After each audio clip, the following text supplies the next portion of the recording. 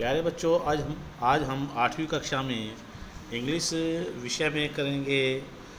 दूसरी पुस्तक है इट सो हैपन्ड। इसमें पहला पार्ट है हाउ द कैमल गोट हम।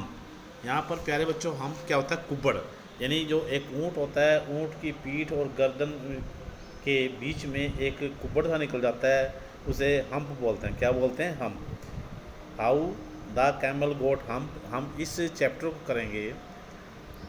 The world had just begun and the animals were working for humans. अभी संसार का निर्माण हुआ था, या संसार का विश्व अस्तित्व में आया ही था। There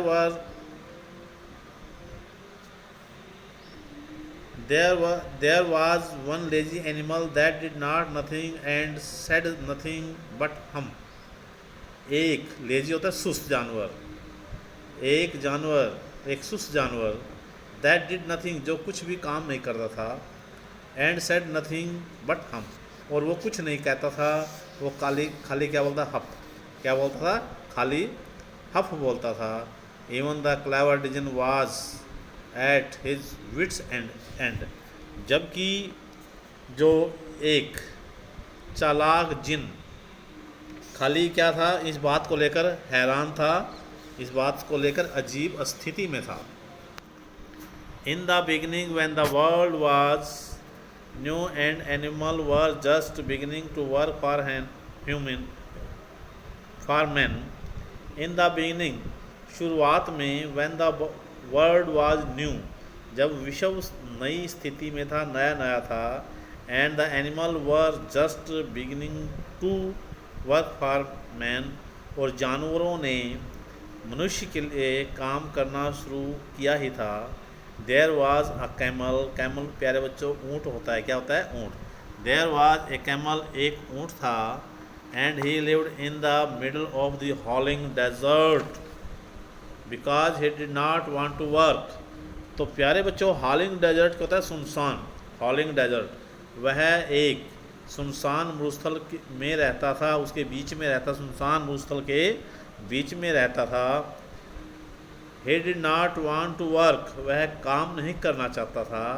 He ate sticks, वह छोटे छोटे डंडे, and thorns, कांटे, and prickles, कांटेदार झाड़ियाँ ही खाता था। वह केवल क्या खाता था? डंडे खाता था, और क्या खाता था? कांटे खाता था, और कांटेदार झाड़ियाँ ही खाता था। And when anybody spoke to him, और जब कोई उसको कुछ बोलता, ही सेड हम, वह हफ कहकर भाग जाता था। जस्ट हम, केवल हफ, एंड नो मोर, इससे ज़्यादा कुछ नहीं।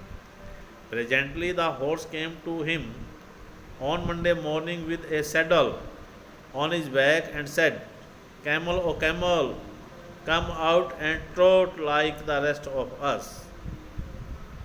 Presently, यानी अभी the horse came to him on the morning, सुबह के समय में एक घोड़ा उसके पास आया, और उसके काठी पर, क्या होती है? सैडल क्या होती है? काठी। और उसकी काठी पर, उसकी पीठ के ऊपर एक काठी लगी हुई थी। एंड सेड, और उसने कहा, कैमल ओ कैमल, ऊँट ओ ऊँट, कम आउट, बाहर आओ, and trout like the rest of अस, और हम दूसरों की तरह है, जैसे हम दूसरे हैं, भागते हैं, भागकर काम करो, जल्दी बाहर आओ। हम हफ, सेड द कैमल, ऊँट ने कहा।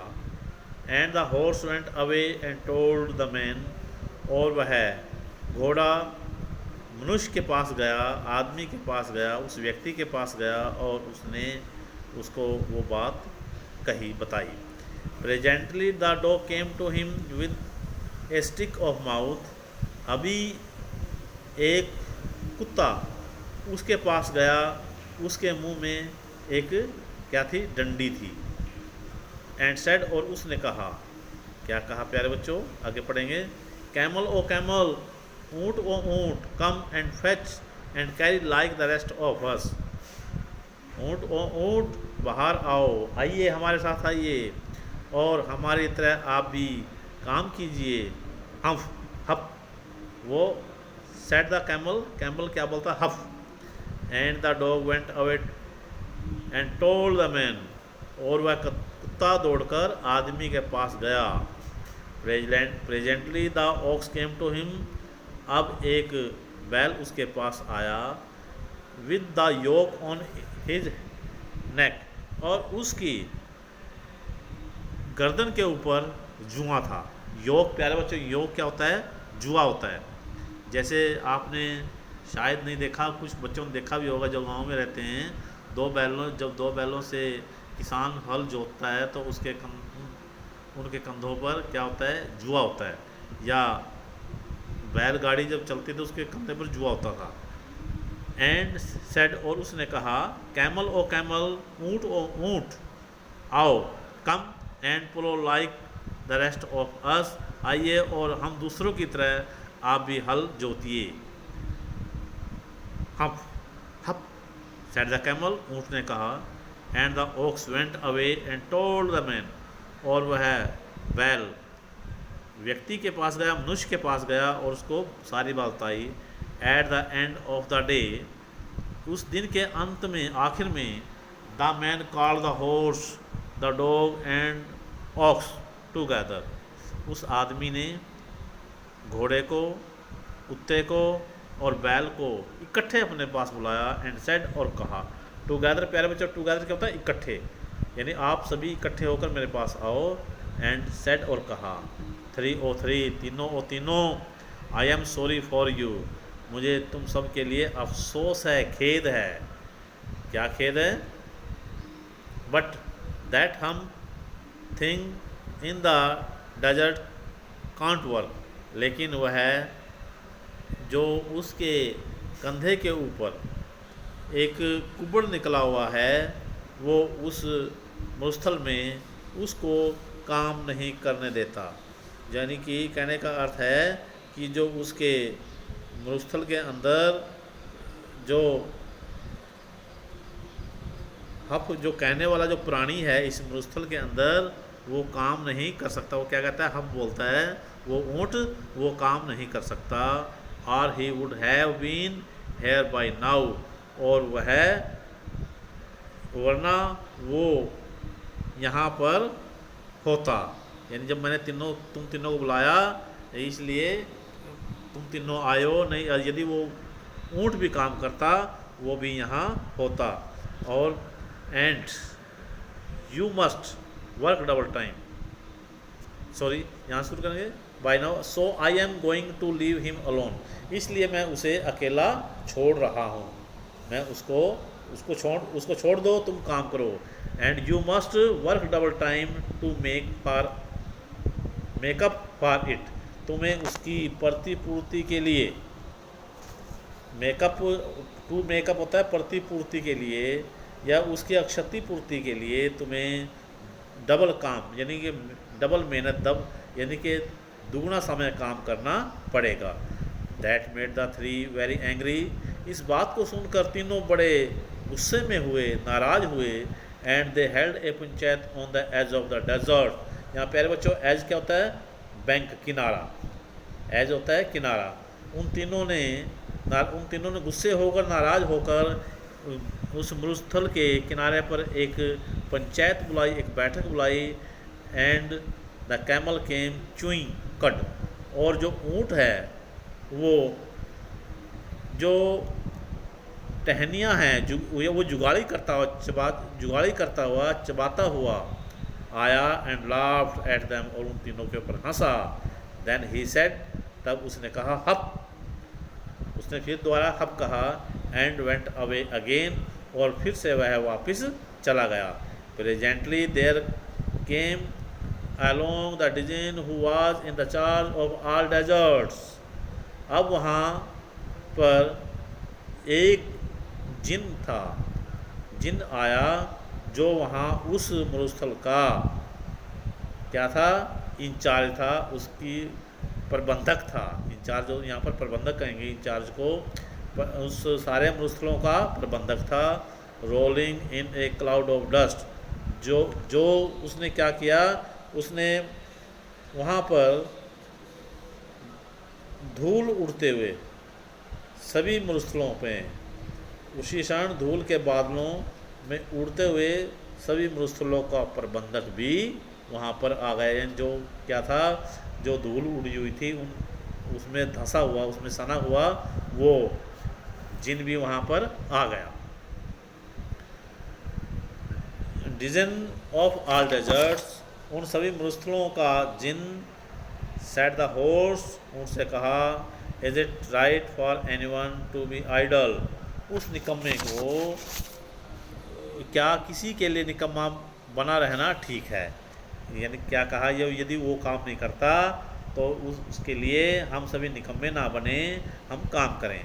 सर्टनली नॉट, निश्चित तौर पर नहीं, बिल्कुल भी नहीं। सेट द डिजन, जिन ने कहा, वेल ठीक है। सेट द हॉर्स, ऊँट ने कहा, there is a nothing in the middle of your desert with a long neck and long legs and hasn't done a stroke of work since Monday morning he won't trot. Well, ठीक है। said the horse, ऊँट ने कहा, there is a thing in the middle of your desert, आपके मरुस्थल के बीच में, with a long neck, जिसकी एक लंबी गर्दन है, long legs, जिसकी लंबी लंबी टांगे हैं, and he hasn't done a stroke, जिसने थोड़ा सा भी या तिनका भर भी काम नहीं किया। स्ट्रोक ऑफ वर्क, तिनका भर भी, थोड़ा भी काम नहीं किया। सिंस मंडे मॉर्निंग, सोमवार की सुबह से थोड़ा भी काम नहीं किया।